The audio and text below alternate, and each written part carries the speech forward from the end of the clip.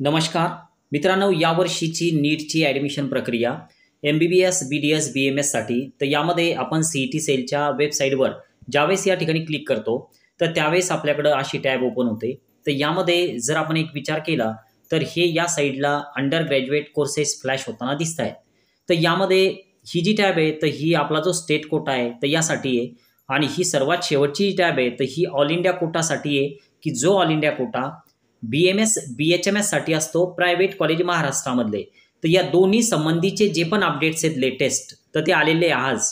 तर त्यामध्ये यामध्ये कोणतं अपडेट आहे आणि यामध्ये कोणतं अपडेट आहे, दोन्हींच्या सिलेक्शन लिस्ट पब्लिश झालेल्या आहे, कोणता डिफरन्स आहे तर ते सविस्तर आपण बघूया। सुरुवातीला आपण जो आपला 85% वाला कोटा आहे तर त्यावर क्लिक करूया। यामध्ये सूचनांमध्ये तुम्हाला नंबर 1 ला जे पण नोटिफिकेशन दिसतंय तर ते आहे provisional selection list for BMS, BHMS, BUMS आणि हा आहे मित्रांनो कॅप राऊंड 2। दुसऱ्या राऊंडची ही सिलेक्शन लिस्ट आहे, यावर आपण क्लिक करूया। लिस्ट डाउनलोड होईल आणि डाउनलोड झाल्याच्या नंतर यामध्ये नेमकं आपल्याला काय काय बघायला मिळतं तर ते सुरुवातीला बघा। सुरुवात तर आहे की तुमची लास्ट डेट जी आहे जॉईनिंगची तर ती दिलेली आहे आपल्याला। जर तुम्हाला कॉलेज मिळालं असेल तर तुम्हाला 9 तारखेच्या अगोदर कॉलेज जॉईन करणं खूप गरजेचं आहे, कारण 9 तारखेच्या नंतर तुम्ही कॉलेज जॉईन करू शकणार नाही। ओके, तर 9 तारखेच्या अगोदर तुम्हाला कोणत्याही कंडिशनमध्ये मिळालेल्या कॉलेजला पोहोचायचं आणि ते जॉईन करायचं। आता यानंतर तुम्हाला तुमचे सोबत डॉक्युमेंट्स वगैरे सर्व ठेवायचे, पण आता या लिस्टमध्ये जे आपला स्टेट कोटा आहे तर त्या लिस्टमध्ये जे पण अगोदरचे विद्यार्थी आहे तर त्यांच्या कॉलेजमध्ये फारसा काही बदल झालेला दिसत नाही। कट ऑफमध्ये फारसा काही इफेक्ट म्हणजे डिक्रीज झालेला कट ऑफ दिसत नाहीये बघा। आता यामध्ये बऱ्याच ठिकाणी तर EMD असं आलेलं आहे, तर EMD EMR याचं टेन्शन घेऊ नका।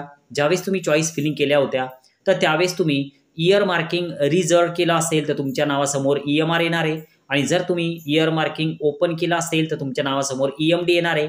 याचा कट ऑफवर कोणताही इफेक्ट होत नसतो। आता हे मिळालेलं कॉलेज तर यामध्ये कॉलेजच्या नावासमोर असं काही शब्द आलेले दिसतात, नो प्रेफरन्स, म्हणजे या विद्यार्थ्यानं सेकंड राऊंडसाठी नवीन प्रेफरन्सेस टाकले नव्हते। त्यानं हे RAP कॉलेज जॉईन केलेलं आहे मुंबईचं RA पोदार, त्यानंतर त्यानं प्रेफरन्सेस भरलेले नाहीत। आता यानंतर जर आपण या लिस्टला काळजीपूर्वक बघितलं तर बऱ्याच ठिकाणी विद्यार्थ्यांनी रिटेन्शन दिलेले दिसतात, पण रिटेन्शन देणारे विद्यार्थी खूप कमी आहेत। नवीन अलॉट झालेलं जे कॉलेज आहे तर ते या अशा पद्धतीने दिसतं बघा। हे न्यू अलॉटमेंट एरिया सर्व, कारण यांच्या नावासमोर इकडं काही असं प्रेफरन्सेस नो प्रेफरन्सेस वगैरे काहीच नाही आलेलं, किंवा रिटेन्शन सुद्धा नाही आलेलं, कोणत्याही प्रकारचं या ठिकाणी शब्द नाहीये। म्हणजे या ज्या अलॉटमेंट आहे तर ह्या फ्रेश अलॉटमेंट आहे सेकंड राऊंड मधल्या, यांनी नव्यानं चॉईस फिलिंग केलेल्या आहे। ओके, आता बघा इकडे रिटेन्शन दिलेलं आहे विद्यार्थी, तर रिटेन्शन ज्यांनी दिलेलं आहे तर त्यांच्या नावासमोर RET असा शब्द येतो, आणि जर प्रेफरन्सेस टाकले नसतील तर नो प्रेफरन्स असा शब्द येतो। जर कॉलेज बदललेलं नसेल तर नो चेंज असा एक शब्द येतो, आणि जर नवीन कॉलेज मिळालेलं असेल, बेटरमेंट झालेला असेल तर डायरेक्ट कॉलेज आपल्याला मिळून जातं। होऊ शकतं की हे जे अगोदरचे मुलं आहे तर यांना बेटरमेंटमध्ये हे आलेले असतील, अगोदर एखादं कॉलेज जॉईन केलेलं असेल आणि आता सध्या हे बेटरमेंटमध्ये आलेले आहे। ठीक आहे, हे वाले जे मी अगोदरचं हे म्हणलं फ्रेश अलॉटमेंट, यांना अगोदरच्या राऊंडमध्ये पण कॉलेज मिळालेलं होतं, होऊ शकतं की या राऊंडमध्ये यांचं बेटरमेंट झालं। ठीक आहे, तर हा हे स्टेट कोटाचा राऊंड।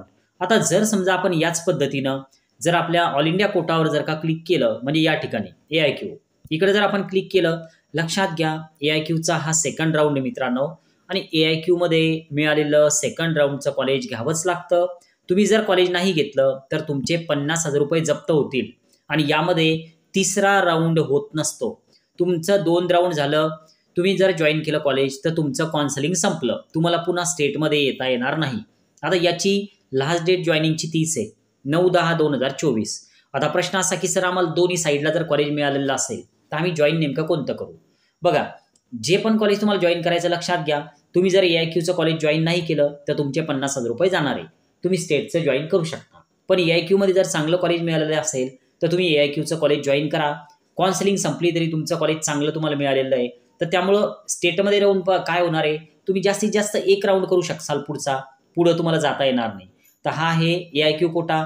यामध्ये जरी कॅटेगरी दिसत असतील तरी सर्वांचा अलॉटमेंट कोटा एकच असतो, दॅट इज AIQ कोटा। बघा हे वाला आहे, तर यामध्ये पण अशा फारशा बेटरमेंट वगैरे काही झालेल्या दिसत नाहीत, आणि नवीन अलॉटमेंट तर मुळीच नाहीये। झाल्यात तर त्या खूप वरती गेलेला आहे कट ऑफ, जवळपास 450 पर्यंत हे सर्व झालेलं दिसतं आपल्याला, 370 प्लस आहे.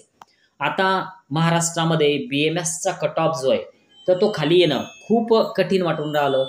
BHMS सुद्धा खूप हाय गेलेलं आहे. तर त्यामुळं BMS असो BHMS असो, यावर्षी जर तुम्हाला असं वाटतंय की वर्ष वाया जाऊ नये तर थोडा निर्णय तुम्हाला घ्यायचा आहे. एक तर तुम्ही डीम्ड युनिव्हर्सिटी निवडा किंवा आउट ऑफ स्टेटचे जे ऑप्शन आहे तर ते आता तुम्ही निवडायला पाहिजे. कारण काय, जर आउट ऑफ स्टेट तुम्ही आता सध्या रजिस्ट्रेशन जर करून ठेवलं, ओन्ली रजिस्ट्रेशन आणि डॉक्युमेंट व्हेरिफिकेशन जर तुम्ही करून ठेवलं तर महाराष्ट्राचा अजून एक पुढचा राऊंड पाहून नंतर तुम्ही त्या साईडला जाण्याचा विचार करू शकता. पण गरजेचं आहे की तुम्ही रजिस्ट्रेशन आणि डॉक्युमेंट व्हेरिफिकेशन करणं गरजेचं आहे. जर तुम्ही आउट ऑफ स्टेटमध्ये वेळेवर नंतर जायचा जर का प्रयत्न केला तर ते पॉसिबल होत नसतं. ओके, जर नवीन असाल सबस्क्राईब करा. दिलेली माहिती आवडली असेल तर नक्की एकदा व्हिडिओला लाईक करा. आज आपण थांबूया. Okay, bye.